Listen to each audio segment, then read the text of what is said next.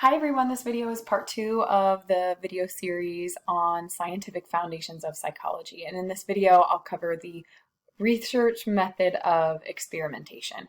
So to get started, there are many different types of research methods. And if you watched the first part of this video series on conducting psychological research, I covered 3 different types: case studies, naturalistic observation, and surveys. Those are different ways to conduct psychological research. You can also do experimentation. It just depends on what type of material you're looking for. If you are wanting to understand people's thoughts and opinions, then you're going to conduct a survey. If you are wanting to observe someone in their natural environment, then you're going to use naturalistic observation.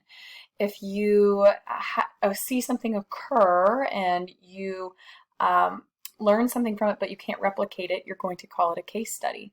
But if you want to prove cause and effect, that one factor causes something else, you're going to use experimentation. So to start with, there is a systematic process for experimentation, and students are usually pretty familiar with this because it's just the basis of any scientific experiment. So you start with a question or a theory. For example, you might be wondering if taking a nap or sleeping after you study helps your memory.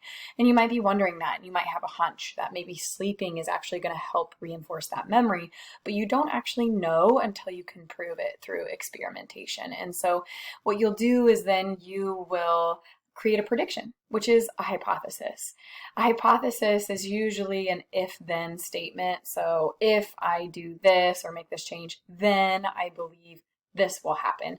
So through the process of experimentation, we're going to find out if our hypothesis is correct or incorrect. So an example of this might be if someone studies vocabulary right before they sleep, then they will perform better on a vocabulary assessment. And so that's our hypothesis. And if we were going to carry this out through experimentation, then we would try to see if this proves true or if we would need to reject it. And so what we would do is then we would take 2 groups and we would put our participants into one group that does not receive the independent variable. They're going to be the baseline that we're going to compare our other group to. They're going to be asked to rehearse their vocabulary terms at maybe scheduled times throughout the day, but they're going to be asked to withhold from sleeping or napping for a certain amount of time after they have studied. So they will be the group that is not sleeping right afterwards. So they're going to be our control group. They will not receive the independent variable, which is sleeping immediately following their study sessions. The experimental group, they are going to receive that independent variable. We're going to watch to see if the changes of sleeping immediately following their study sessions is going to improve their memory of those vocabulary terms in comparison to that control group who is not going to sleep after they study. So it's important that our participants are randomly chosen for our control group and our experimental group. That's called random assignment, and that's just to make sure that when we're selecting our groups that we're just selecting at random who gets put in which group, and that everyone has an equal opportunity to get put in either group. And so that's called random assignment. And so it's kind of important that you just make sure that you can define that well, because random assignment is really similar to a random sample, which comes up later on in the slideshow. So just really quickly, a hypothesis is a prediction. A control group is the group that doesn't receive the independent variable. They're the baseline. The experimental group, they're going to receive the independent variable. They're going to receive that change, and we're going to watch that group to compare them to the control group. Random assignment is where we're going to randomly put our participants, either assign them into the control group and into the experimental group. And our independent variable is just the changes that you're manipulating to watch. All right, next is more parts of our experiment, and I think it's pretty common for students to flip-flop the definitions for dependent and independent variables.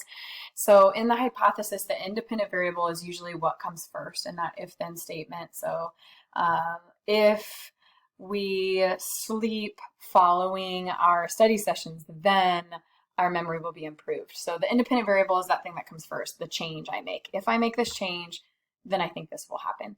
So the dependent variable is the part that the experimenter is measuring. So we're measuring this.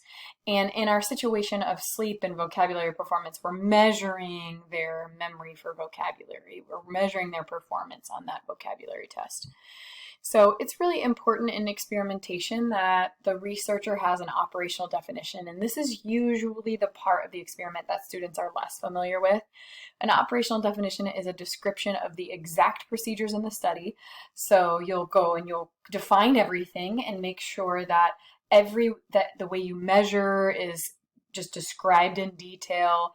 All of your aspects are defined and explained, so someone else could then replicate your experiment. They knew exactly how you did this. They knew exactly what you meant by sleep. They knew exactly what you meant by monitoring and how you're going to monitor your patients, or your participants, and they're going to know exactly how you measured their performance and the exact test that you use. So an operational definition is just really important so that someone will understand the whole process. The description of all your elements of your experiment so they can replicate it. Finally, researchers need to be really cognizant of confounding variables. These are any variable that could affect the results that maybe you didn't account for. So this could be, in our situation, this could be all kinds of things. If you had different ages of people in your study, maybe that influences their memory performance and not sleep. Or maybe if in your sample you picked some people who were, maybe they had non-typical or atypical sleep patterns, and so some people had trouble sleeping, and maybe that was really influencing whether or not that they were remembering. Or maybe you had caffeine or stress or other things that were maybe distractions that were influencing their study or their sleep and could be influencing the results, other than sleeping immediately after studying. So confounding variables are really important to make sure that those are controlled. You want to make sure that the only, or at least the biggest difference, and you control everything else, the change is just, in this instance, the sleep right after studying. Everything else you want to try to make as similar as possible. All right, next, replication. Replication is important to prove that your results are reliable. So replication is when you repeat the experiment. So if you repeat the experiment and you repeat it again and again and you're getting consistent results, that's great. That proves that your experiment is reliable. I would say reliability and validity are very confusing for students because they mix them up a lot. Of course, we want our results to both be valid and reliable, but they aren't the same thing. So if something is reliable, it doesn't necessarily mean it's valid, and vice versa. A reliable experiment is one that shows the similar or very consistent results time and time again. And so you're consistently getting very similar results. So if I conduct a study multiple times and I get different results time and time again, then it is not reliable. A valid experiment is one that can truly be attributed to the independent variable and not something else. So the more precise definition is that the experiment is actually measuring and showing what it is supposed to be showing, so that the results are in fact what they were meant to predict. So a valid test, the results are truly what we were testing for and not attributed to something else. Next.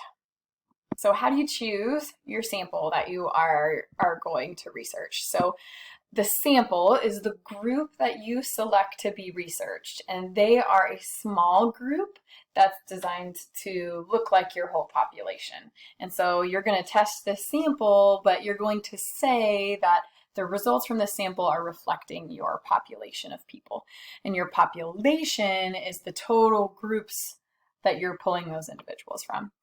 The one thing that's really important is we can have some issues with our sample that could affect our results in our experiment, and when that happens we call it a sampling bias. And so that's any error that occurs in a research study that happens from improperly selecting our sample. So if we take a sample from our high school and we end up with only selecting freshmen, but we say their responses are reflective of all of Smithville High School, that's probably not going to be true, and it's probably going to be a sampling bias because our sample only came from freshmen. And so there can be lots of different errors that can occur, but that just happens if we improperly select our sample.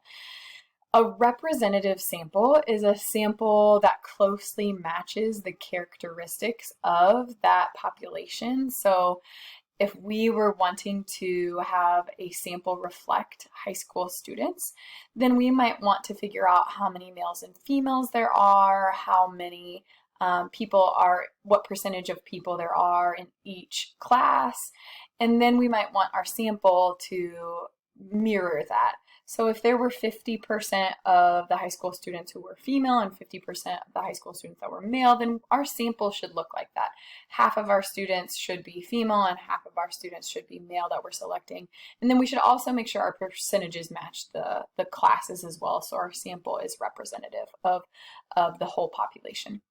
A random sample is a method of selecting participants for your study in which each member of the population has an equal chance of being selected. So this would look like maybe you would take the name list of students alphabetically. Maybe you would have your girls alphabetically, your boys alphabetically, and then you'd have your classes to make sure it was representative. And then maybe you'd select every fourth person in your list, and that's how you would make it both representative but also random.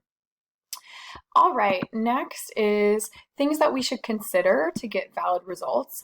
So to start with, it should be taken into an account the Hawthorne effect, which is the tendency for people to act differently when they're being watched. So this is really important to keep in mind when you are researching people. Just knowing that if people know they're being watched, they could respond differently. So that should be something to consider because it could affect your results. Something else to consider is placebos and the placebo effect. So a placebo is an inert or non-active substance, which an example of this would be if you were testing a depression medication. The placebo would be what you gave to the control group. It would be the pill that's not active. So one group would get the treatment pill, which was the depression medication, and one group, the control group, would get the placebo, which is a pill. Maybe it would be a sugar pill or something that is not an active substance. So it has no effect. Now, one thing to consider is the placebo effect. So in drug treatment studies, researchers randomly assign patients to the control group and the experiment group, and one group receives the treatment while the other receives this pseudo treatment, the placebo. The participants are usually what's called blind or single blind. They don't know if they're getting the treatment, if they're in the control group or if they're in the experimental group.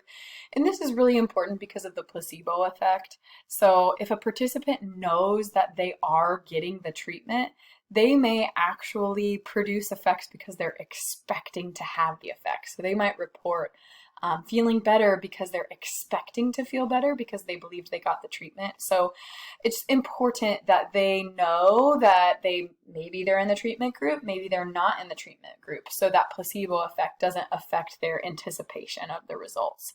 So, and something else that researchers do just for that added, just making sure that they can keep their results reliable, they can also do something called double blind, which means that not only does the participant know whether or not they got the treatment pill, but the researcher doesn't know either. So the person who's administrating it doesn't know which participant is receiving that. All right, next is different types of time frames that you might use for your experiment. One is a longitudinal study. A longitudinal study is a study that you would follow groups of people over a long duration of time throughout their lifespan. So you might check in with a sample multiple times over many years to watch something develop over time. It's much longer and it's going to provide details about that group as they age. A cross-sectional study is much, much shorter. You might still want information about different ages of people, but you're going to do that study in a certain time frame. It's a single time frame, and then you're going to take multiple samples of people from different age groups. So you get a snapshot in that time frame but you do multiple groups of people in different ages. So it's a lot shorter and you're not following a group of people over their lifespan. So that's the difference between longitudinal studies and cross-sectional studies. This video was about experimentation and the research method